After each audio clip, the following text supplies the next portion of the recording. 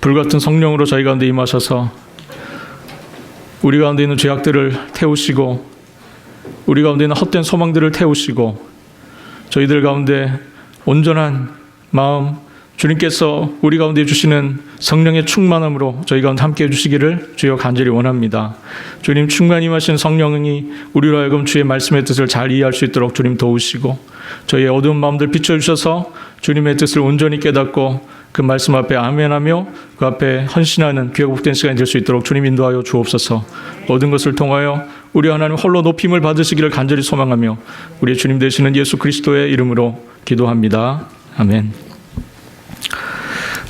오늘 본문은 두 가지 사건을 기록하고 있는 본문입니다. 하나는 기도하시는 예수님의 모습이고요.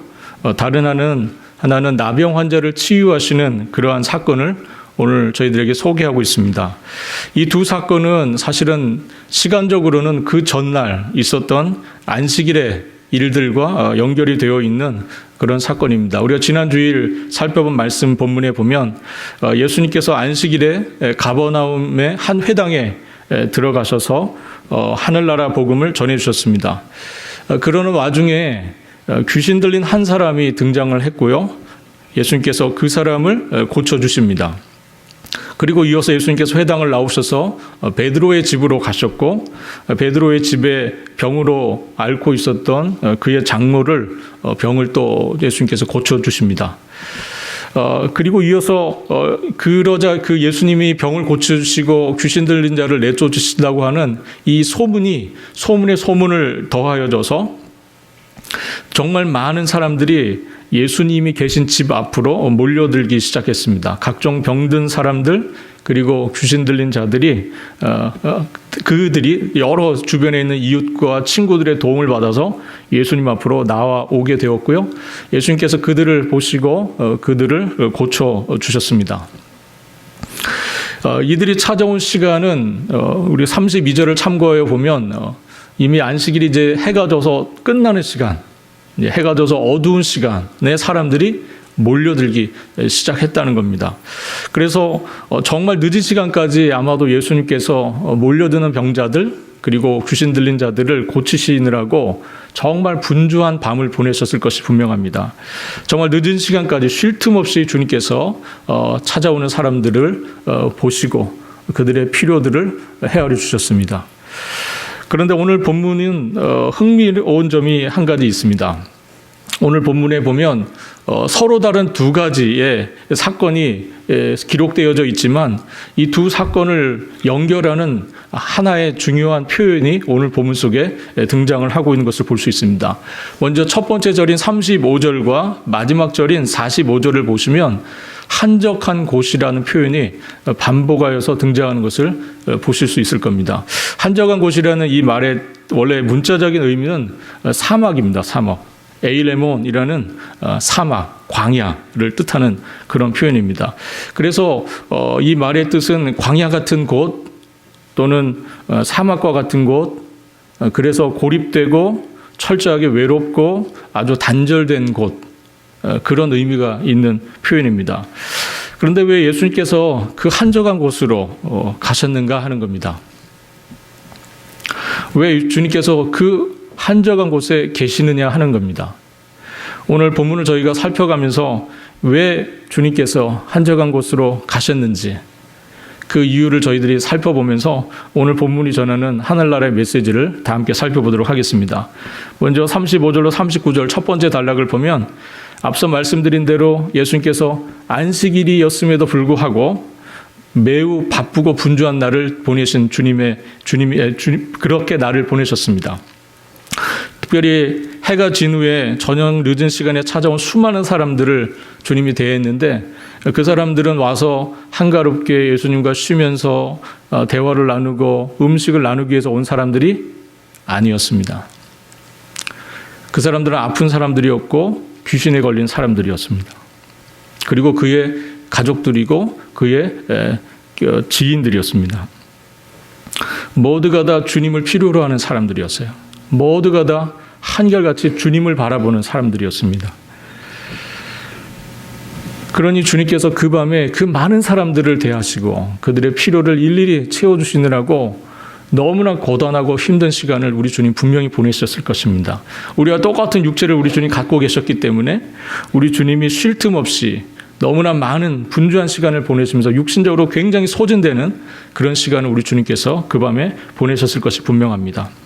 예수님에게 심히 필요 하셨을 것이고 주님 마음속으로 그러고 싶으셨을 것 같아요. 그러나 그렇게 늦은 시간까지 수고하신 예수님은 피곤하고 지친 몸에도 불구하고 오늘 본문 35절을 보니까 새벽 아직도 밝기 전에 일어나 나가 한적한 곳으로 가셔서 기도하셨다라고 기록을 하고 있습니다. 우리 표현으로 바꾸면 새벽 기도를 하셨다는 겁니다. 우리 주님께서. 예수님의 새벽 기도는 요즘 소위 유행하는 특세 이런 것이 아니었던 것 같아요. 일상의 분주함을 떠나고 사람들과의 그 번잡함을 벗어나서 하나님과 단둘이서 만나시는, 하나님과 단둘이서 교제하시는, 하나님과 단둘이서 사귐을 가지시는 코이노니아의 시간을 우리 주님께서 가지셨던 겁니다.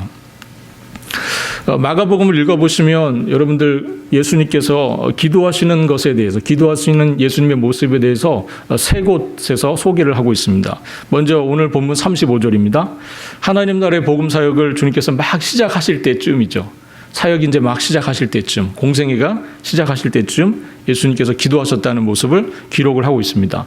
그리고 6장 46절에 보면 예수님께서 이제 사역의 절정기, 이라고 할 수 있는 오병이어의 기적을 베푸신 후에 예수님께서 기도하시는 장면을 마가가 우리에게 소개를 하고 있습니다.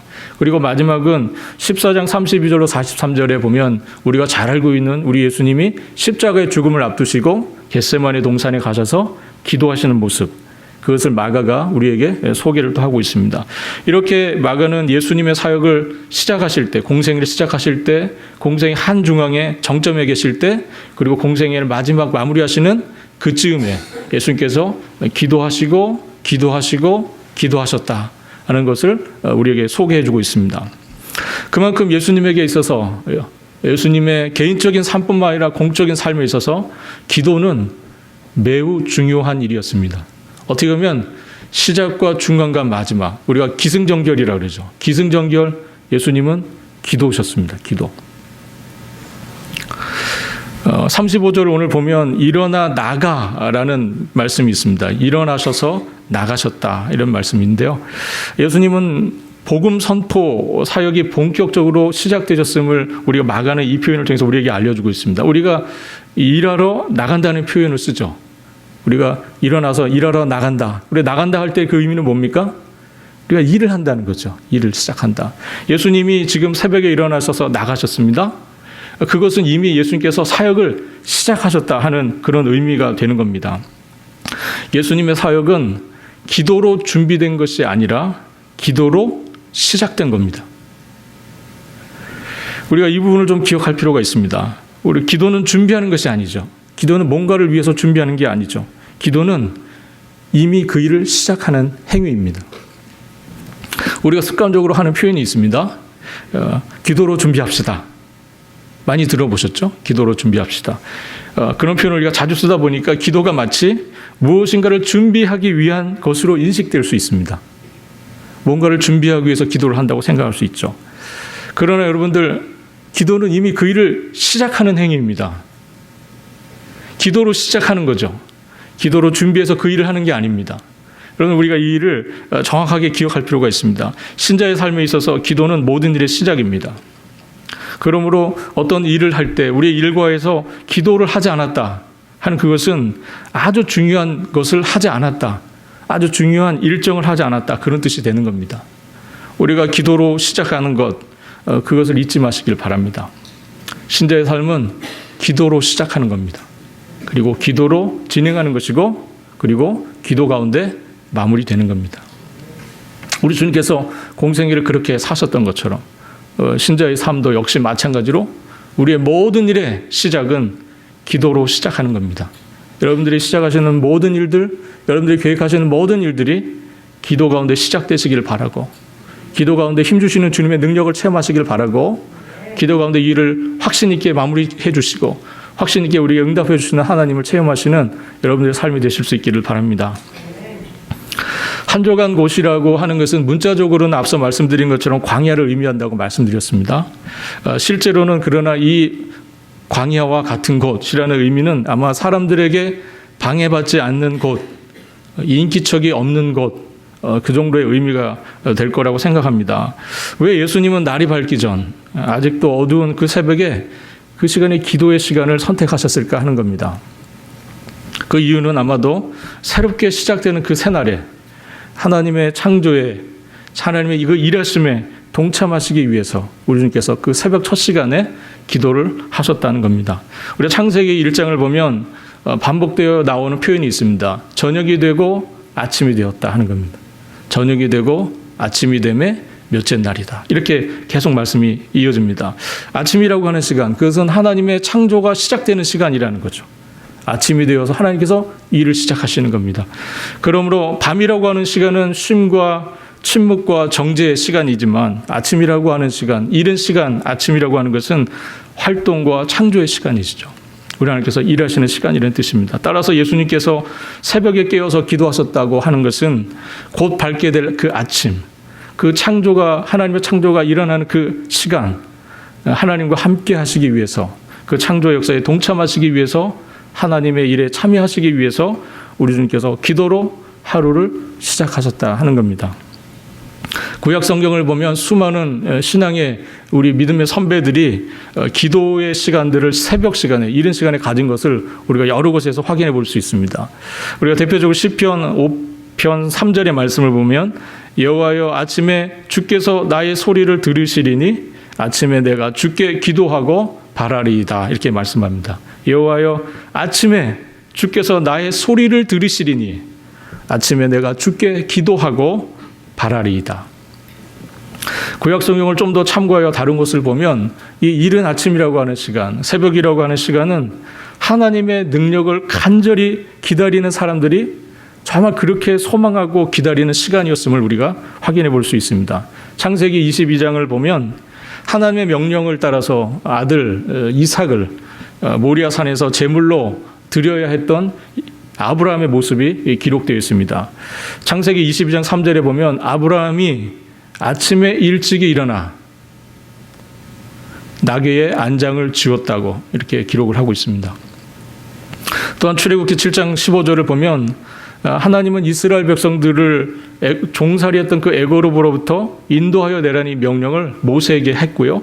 모세가 그 명령을 받고 두려워하고 걱정했었습니다. 그에게 하나님께서 이렇게 말씀하시죠. 출애굽기 7장 15절에 보면 아침에 너는 바로에게로 가라. 아침에 너는 바로에게로 가라. 이 아침이라고 하는 시간 하나님 함께 해주시는 시간이고 하나님께서 역사하시는 시간이고 하나님이 일하시는 시간이라는 거죠. 그 시간에 너는 바로에게로 가라. 이렇게 주님께서 모세에게 명령을 하신 적이 있습니다. 이렇게 새벽을 사는 신앙의 모습은 성경 곳곳에도 등장을 하고 있고요. 특별히 시편 119편의 시인은 내가 날이 밝기 전에 부르짖으며 주의 말씀을 바랬다고 기록을 하고 있습니다. 내가 날이 밝기 전에 부르짖으며 주의 말씀을 바랐나이다. 이처럼 새벽이라고 하는 시간은 하나님의 창조가 일어나는 시간, 하나님의 그 일하심에 우리가 동참할 수 있는 시간, 그런 시간이라는 겁니다. 그것이 바로 이른 시간, 이른 아침, 새벽이라는 겁니다. 사실 우리가 새벽에 기도의 시간을 가져야 하는 좀 더 실제적인 이유가 있습니다. 그것은 뭐냐면 사실 새벽만큼 기도하기 좋은 시간이 없기 때문입니다. 새벽만큼 기도하기 좋은 시간이 사실은 없어요. 여러분 생각해 보십시오. 어떤 분은 낮 시간에 기도할 수 있다고 말합니다. 그럴 수 있습니다. 예. 바쁜 중에 잠깐 짬을 내서 기도할 수 있는 것 아니냐고 말씀하십니다. 틀린 말이 아니세요. 그렇게 하실 수 있습니다. 그러나 그 시간에 과연 예수님이 하셨던 것처럼 그곳을 한적한 곳으로 만들 수 있느냐 하는 겁니다.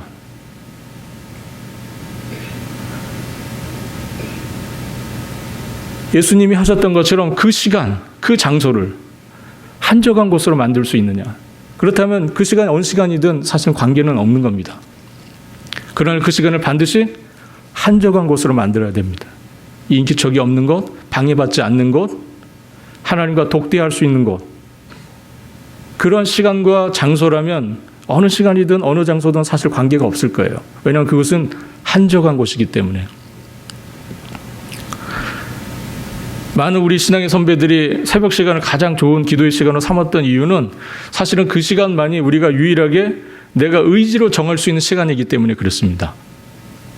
여러분, 낮 시간 생각해 보십시오. 여러분, 낮 시간 여러분들 방해받지 않고 여러분들 하고 싶은 거 하실 수 있습니까? 거의 불가능합니다. 어떤 일들이 벌어지고 가족들의 요구가 필요가 있고 주변 사람들의 요구가 필요가 있어서 그거에 응대하고 대응하느라고 사실은 온전하게 우리가 자신만이 그 시간을 내가 의지적으로 가져갈 수가 없는 시간입니다. 낮에는 그래요. 저녁 시간도 마찬가지입니다. 뭐 하다 보면 늦어지고 늦은 시간이 되고 피곤해서 자야죠. 언제 기도를 합니까? 그러나 새벽이라고 하는 시간은 내가 의지적으로 정해놓을 수 있는 시간이고 아무 것으로부터 방해받지 않을 수 있는 시간입니다. 그래서 새벽에 기도하는 거예요. 예, 그것이 바로 어떻게 보면 좀 더 우리가 새벽에 기도를 해야 하는 가장 실질적인 이유라고 할 수 있습니다. 그러나 앞서 말씀드린 것처럼 각자 형편이 다 다릅니다. 그죠? 각자 형편이 다 다르기 때문에 새벽 시간 이상으로 내가 한적한 시간을 확보할 수 있다 하시면 그 시간에 기도하시면 됩니다. 꼭 새벽이 아니라도 관계없죠. 그러나 경험적으로 새벽만큼 좋은 기도의 시간은 없다 하는 것을 말씀드립니다. 하나님의 아들이신 예수께서 이 땅에 오셔서 하나님 나라의 복음을 전하시는 삶을 사셨는데 정말 어렵고 너무 힘든 길이세요. 주님이 가시는 길은요, 십자가를 향하여 가는 길이셨습니다. 하늘나라 복음을 전하면서 이 땅에 오셨던 주님의 삶은 십자가를 향하여 가시는 길이에요. 여러분, 십자가로 향하여 나가는 길, 그렇게 쉽고 평탄한 길이 아니죠. 너무나 어렵고 힘들고 고생스럽고 거친 길입니다. 아무도 찾는 이가 없고 찾는 이가 적은 길, 좁고 좁은 길, 좁은 문으로 향하는 그 길을 우리 주님께서 사셨습니다. 그 길을 가는 동안에 우리 주님께 정말 필요한 것 한 가지가 있으셨는데 그것은 바로 기도하시는 시간이셨어요. 정말 그 어려움들을 이기고 그 어려움의 순간들을 극복하고 나아갈 수 있는 유일한 우리 주님의 힘, 그것은 바로 하늘 아버지로부터의 주시는 힘을 얻는 시간, 그 위로와 격려를 얻는 시간, 마음에 확신을 주시는 주님을 만나는 시간, 그것이 바로 기도의 시간이었고 우리 주님께서 그 시간들을 너무나 사모하셔서 늘 이른 새벽에 일어나셔서 주님 기도를 하셨다는 겁니다. 그런데 우리 주님께서 그렇게 기도에 힘쓰셨을 때 그때 시몬과 제자들이 예수님을 찾아와서 이렇게 말합니다. 오늘 보면 37절입니다. 모든 사람이 주를 찾나이다. 한정한 곳으로 가셔서 기도하신 그 주님을 시몬과 제자들 몇이 찾아와서 얘기합니다. 주님, 지금 이러고 계실 때가 아닙니다. 주님 지금 이러고 계실 때가 아니에요. 모든 사람이 주님을 지금 찾고 있습니다. 모든 사람들의 필요와 요구에 대해서 요청하는 이 제자들의 요구에 대해서 오늘 본문 38절에 말씀이 이렇게 기록되어 있습니다. 이르시되 우리가 다른 가까운 마을로들로 가자. 거기서도 전도하리니 내가 이를 위하여 왔노라. 무슨 말씀입니까? 거절하시는 거죠. 그 요구를 주님께서 지금 거절하고 계십니다. 왜 그렇습니까? 많은 사람들이 지금 주님을 찾고 있는데 우리 주님께서 지금 다른 곳으로 가시겠다는 겁니다. 이 사람들의 필요와 요구를 우리 주님께서 그냥 외면하시는 거죠. 우리 주님께서 그렇게 하신 이유는 궁극적으로 찾아온 이들, 주님을 찾는 그들의 그 동기, 그들이 예수님을 만나고자 했던 그 이유, 그곳에 있는 그 동기의 잘못됨 때문입니다. 우리가 요한복음 6장을 참고해 보면 오병이어의 기적 이후에 예수님을 찾아온 많은 사람들이 있었습니다. 수많은 사람들이 예수님을 찾아왔어요. 그 수를 헤아릴 수 없을 거예요. 이미 떡을 먹어본 사람들, 오병이어의 기적에 참여했던 사람들만 장정만 5천 명이었습니다. 그러니 여인들과 아이들 합치면 수만 명의 사람들이 예수님의 오병이어의 기적의 떡을 먹고 그 은혜를 체험했어요. 그러자 이것이 소문이 나고 수많은 군중들이 예수님을 찾자 나서는 그런 상황이 벌어졌습니다. 그러자 예수님께서 그 자리를 피하시죠. 그들이 떡을 먹어본 까닭이라고 말씀하시면서 그 자리 피하십니다. 왜 그러셨습니까? 우리 주님은 잘못된 오해와 이해를 가지고 주님을 찾아오는 사람들을 향해서 그것으로부터 피하신 겁니다. 한 번은 예수님께서 베드로를 향해서 이렇게 말씀하신 적이 있습니다. 내가 하나님의 일을 생각하지 아니하고 사람의 일을 생각하는도다. 내가 하나님의 일을 생각하지 아니하고 사람의 일을 생각하는도다.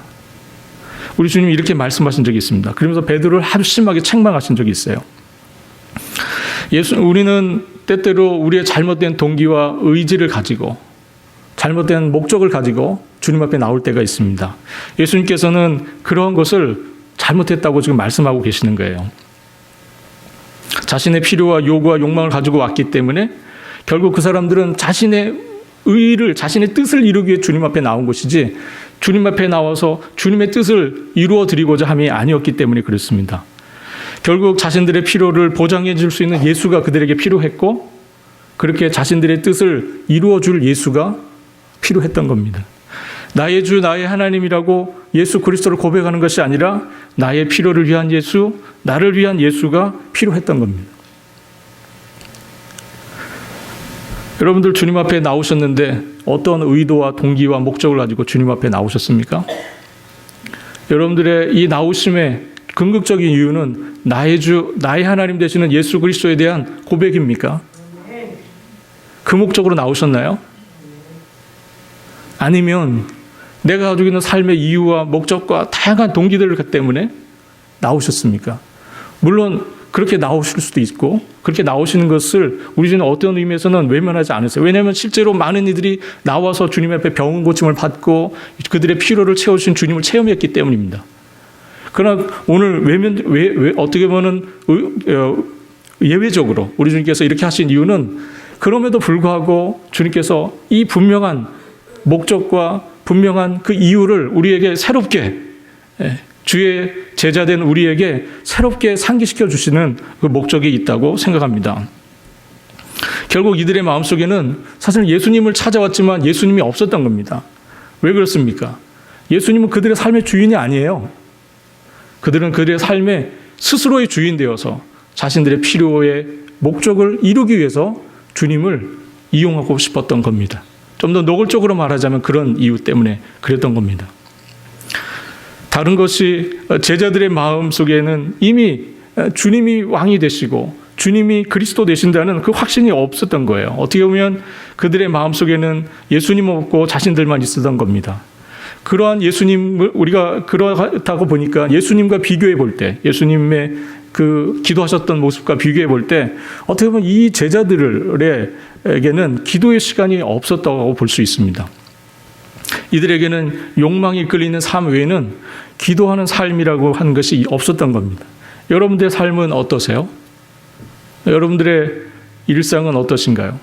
여러분 잠시라도 정말 나의 주 되시는 그 주님 앞에 나아가 정말 한적한 곳을 찾아서 나아가 기도하고 주님을 나의 주님으로, 나의 구원자요, 나의 주님으로 정말 인정하고 고백하는 그런 기도의 시간들을 갖고 계십니까? 그 장소에 나가서 정말 그 주님을 대하고 또 여러분들의 영혼의 상태를 점검하는 그런 일들을 하고 계십니까? 예수님은 하나님의 아들이셨지만 그 누구보다도 하나님 아버지와의 만남을 사모하셨고 삶 가운데서 그 시간을 늘 소중하게 지켜나가셨습니다. 늘 다급한 일로 닥치는 일 때문에 그것을 해치우기 바쁜 우리의 일상 속에서 결국 하나님으로부터 오는 그 은혜와 능력을 얻지 못한 채 우리가 소진되고 또 우리가 소비되는 그런 삶을 우리가 살고 있지는 않습니까?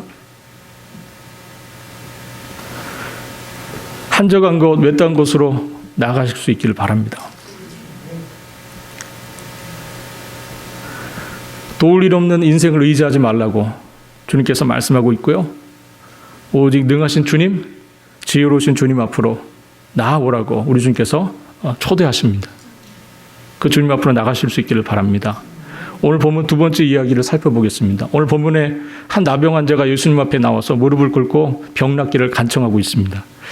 당시에 나병 환자는 어떤 사람이냐면 부정한 병, 그렇게 되어 있었기 때문에 가족은 물론이고 마을 사람들로부터 격리되어야 하는 병이었습니다. 아주 부정한 병으로 인식되었기 때문에 마을 공동체의 사람들 곁에 가서는 안 되는 그런 병이었습니다. 그러니 이 사람의 삶이 얼마나 외롭고 힘들었겠습니까? 아무도 가까이 하지 않는 거예요. 또 본인 스스로도 누군가 곁으로 가서도 안 됩니다. 만약에 누군가 나를 향해서 마주쳐면 나는 부정환자다, 부정환자다 외쳐야 됩니다. 그래서 그 사람이 나의 부정을 간염되지 않도록 하기 위해서 그렇게 외쳐야 했던 사람들이에요. 누군가가 자신이 어떤 사람인지를 모르고 다가오기 시작하면 나는 부정환자라고 외쳐야 됩니다. 그러므로 당신은 나를 피해야 한다고, 나는 부정한 사람이니 나를 피하라고 얘기해야 되는 사람, 바로 이것이 바로 나병 환자였습니다. 그런데 어떤 영문인지 그가 예수님 앞에 나와 간청합니다. 원하시면 저를 깨끗하게 하실 수 있나이다. 그는 매우 겸손한 마음으로 당신이 원하시면 내 병을 고칠 수 있습니다. 이렇게 간구합니다. 그는 무엇보다도 주님의 주권을 인정하는 모습을 보이고 있습니다. 그는 예수께서 내가 해달라고 해서 해주시는 그런 분이 아니라는 것을 알고 있었던 것이죠. 주님, 정말 주님이 원하시면 나의 병을 고치실 수 있습니다. 그분이 고귀한 왕이시다는 것을 그가 알고 인정하는 겁니다. 그러한 그의 모습은 앞서 등장한 제자들의 모습과는 너무나 다르죠. 예수님은 그를 불쌍히 여기시고 손을 내밀어서 그에게 대시며 말씀하십니다. 내가 원하노니 깨끗함을 받으라. 여기서 우리는 두 가지를 생각해야 합니다. 먼저 레위기법에 의하면, 레위기의 율법에 의하면 나병 환자는 앞서 말씀드린 것처럼 부정한 자입니다. 그는 죄인이고 부정한 자이기 때문에 율법에 의하면 정죄와 비판을 받아야 되는 사람이고, 그래서 사람들로부터 소외당해야 하고 외롭게 살아야 하는 사람입니다. 이것이 레위기법에 기록이 되어 있습니다. 이것이 레위기법이 특별히 정결법에 관해서 이스라엘 사람들이 이해했던 율법에 대한 이해였습니다. 그러나 우리가 지난 주일 말씀드린 것처럼 예수님은 하나님의 아들이시죠.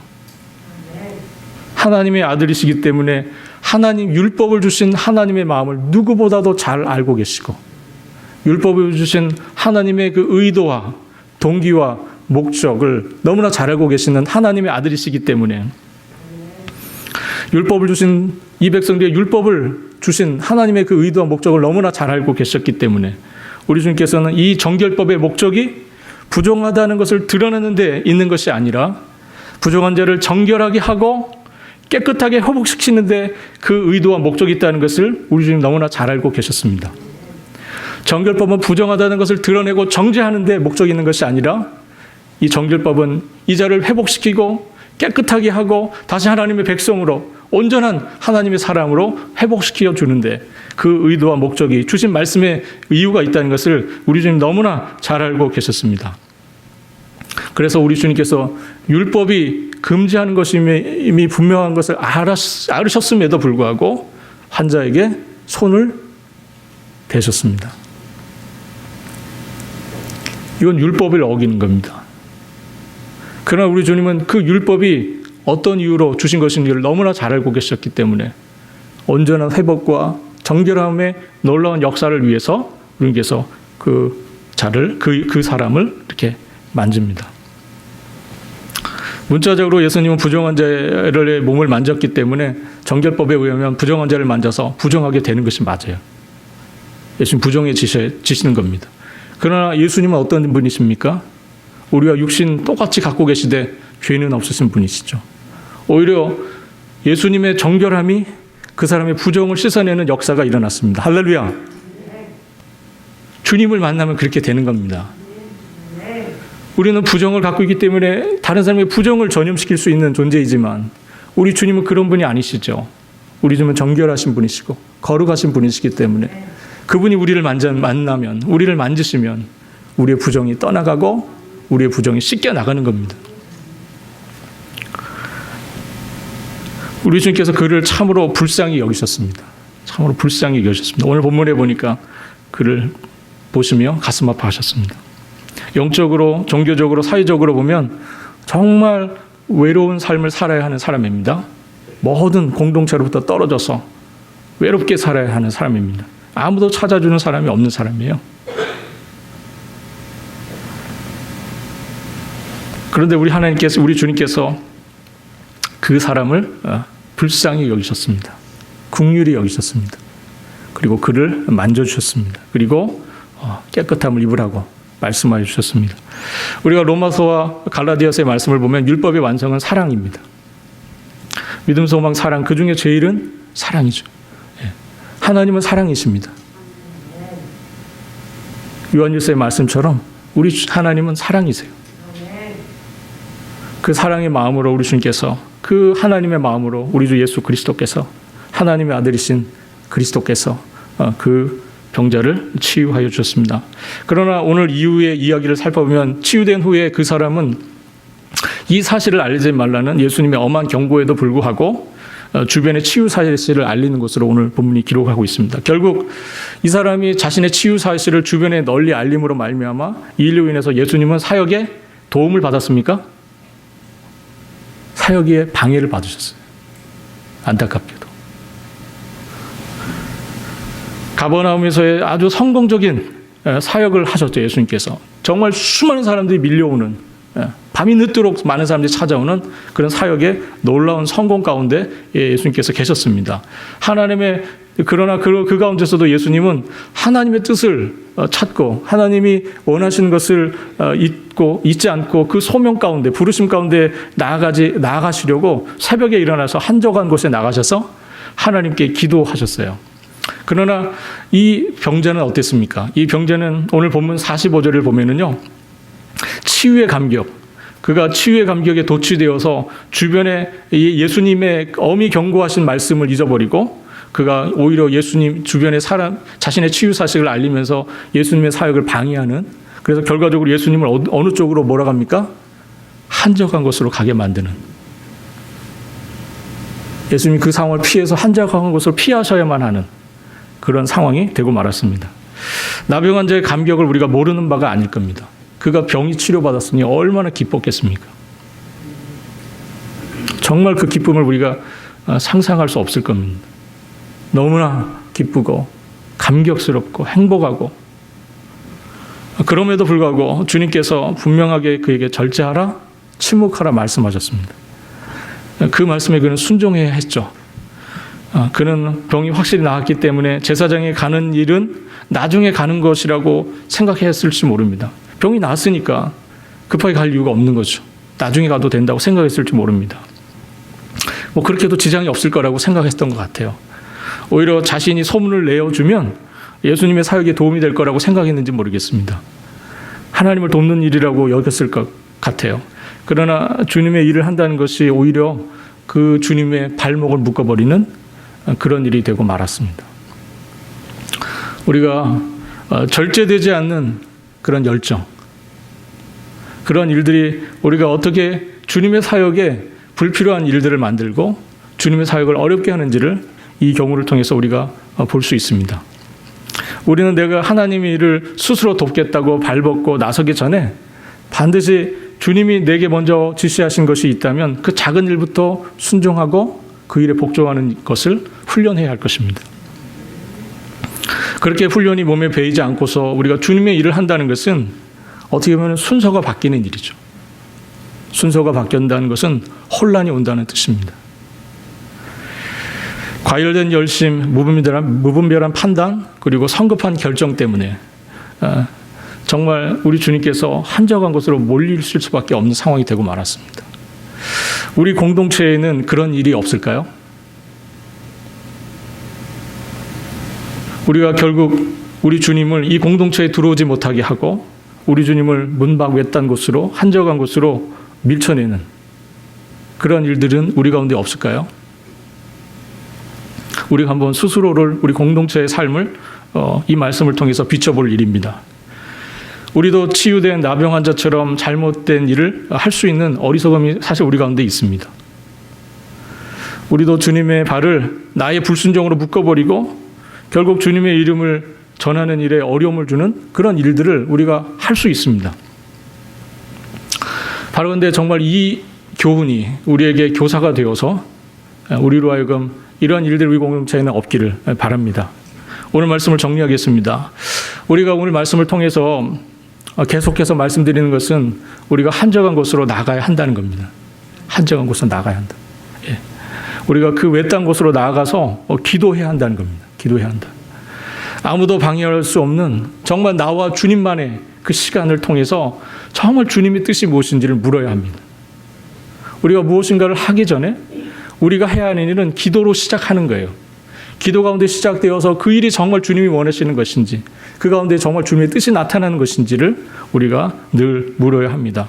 또한 그 시간을 통해서 우리 자신들의 영혼의 상태를 계속 점검해야 합니다. 정말 나는 주님 앞에 온전한 모습으로 서 있는가를 늘 봐야 한다는 것이죠. 다음으로 우리가 오늘 본문 속에서 두 번째로 저희가 여러분들에게 말씀드리고 싶은 것은 이 한적한 곳, 외딴 곳, 정말 외로운 삶을 살았던 사람들이 있다는 겁니다. 이 나병원자 같은 사람. 정말 이 사람의 삶이야말로 사막과 같은, 광야와 같은 삶이죠. 우리 주님 찾아가셔서 하나님의 놀라운 사랑을 이 가운데 전하십니다. 예수님은 본인의 말씀대로 다른 마을로 가서 하나님 나라의 복음을 들어야 할 사람들에게 나가셨던 겁니다. 특별히 나병원자, 정말 사막 광야와 같은 삶을 살았던 이 사람으로 주님께서 불쌍히 여기시고 주님 찾아가십니다. 정말 이러한 사람을 찾아가서 그들에게 먼저 손을 내밀고 따뜻한 말을 건네고, 그리고 그들에게 우리의 것을 나누고 그들에게 하나님 나라를 증거할 수 있다면 이것이야말로 우리가 정말 참되게 이 땅에서 하나님 나라를 사는 일일 겁니다. 그리고 궁극적으로 우리가 예수를 따라가는 제자로서의 삶을 사는 일이 될 것입니다. 오늘 한적한 곳으로 나가셨던 그리스도, 그곳에서 기도하시고 주님과 독대하셨던 우리 예수 그리스도의 모습을 닮아가고, 또 광야 같은 삶을 살았던 그 불쌍한 자에게 나아가셔서 하늘나라의 소망을 전하시고 또 위로하고 격려하고 새로운 삶의 용기와 희망을 전해주셨던 그 주님의 모습을 우리가 같이 기억하면서 오늘 우리가 주님을 따르는 제자로서 어떤 삶을 살아야 하는지를 교훈받으시는 시간 되실 수 있기를 우리 주님의 이름으로 바라겠습니다. 기도하겠습니다. 하나님 아버지,